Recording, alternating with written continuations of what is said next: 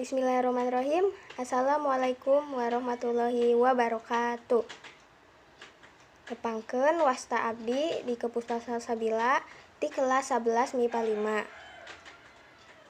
5. Ibu Bapak Guru anu kusungkuring dipihormat sareng rerencangan anu sungkuring dipikanyaah.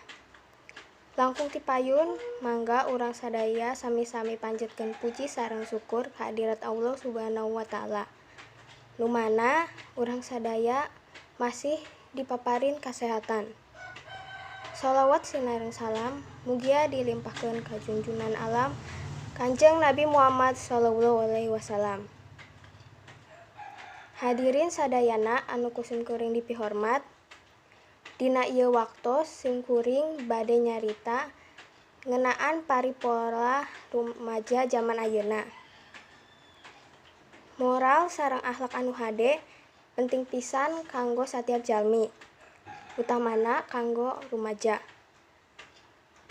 Kusabab rumaja mangrupikeun generasi panerus.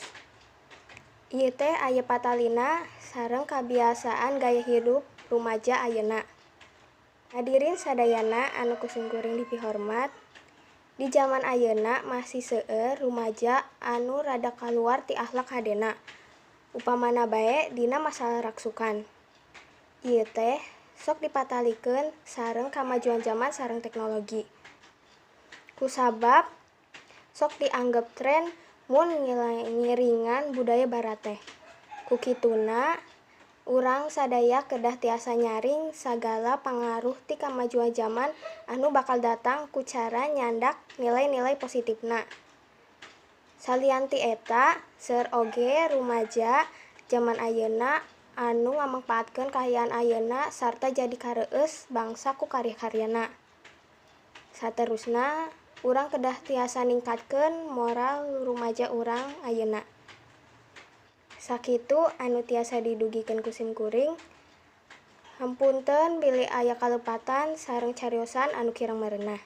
Hatur nuhun kanu sagala perhatosanana. Wabillahi taufiq wal hidayah. Wassalamualaikum warahmatullahi wabarakatuh.